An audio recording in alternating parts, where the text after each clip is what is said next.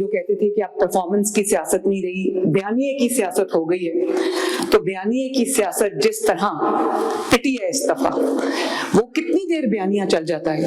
کہ کوئی چور ہے، کوئی ڈاکو ہے، بدتمیزی کرو، جلسے میں آوازیں لگاؤ، لوگوں کو گریبان پکڑو، یہ گریبان پکڑ کے گھسیٹ دو، فلانا چور ہے، فلانا ڈاکو ہے۔ اور ان 4 سالوں میں جس طرح سیاست کو داغدار کیا گیا، جس طرح سیاست کو ذاتی دشمنی میں تبدیل کیا گیا، اس کے گہرے اثرات ہیں ہمارے معاشرت کے اوپر، ہماری سوسائٹی کے اوپر۔ اس سے باہر آتے آتے بھی لوگوں کو ٹائم لگ جائے گا۔ اس لیے جو خود وہ 4 سال میں کر چکے ہیں، آج وہ اس چیز کا اگر شکوہ کرتے ہیں تو اس بات کی نہ کوئی وقت ہے، نہ کوئی اہمیت ہے، اور نہ ہی اس پہ کوئی سیریسلی کام دھرتا ہے۔ اس کی وجہ یہ ہے کہ ابھی چند سال پہلے آپ نے جو لوگوں کے ساتھ کیا تھا، آج آپ اس کا رونا روئیں گے تو کوئی نہیں سنے گا آپ کی بات۔ یہ جو تمام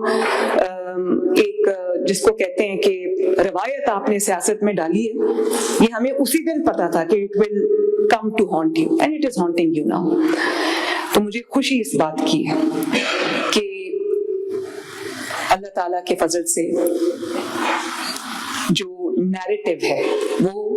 بدتمیزی، بد تہذیبی، گالی گلوچ، خواتین کو آوازیں کسنے، خواتین کی بے حرمتی کرنے، لوگوں کے گھروں کی سیاست کرنے، لوگوں کو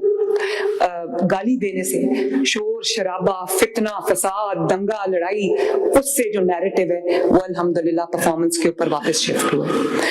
اور آپ بوائیکاٹ کریں یا آپ کچھ بھی کریں، جب جینوئنلی لوگوں کی طاقت ہوتی ہے، اس کو نہ کوئی بوائیکاٹ روک سکتا ہے، نہ کوئی ظلم روک سکتا ہے، نہ کوئی اور چیز روک سکتی ہے، نہ کوئی کرفیو روک سکتا ہے۔ تو یہ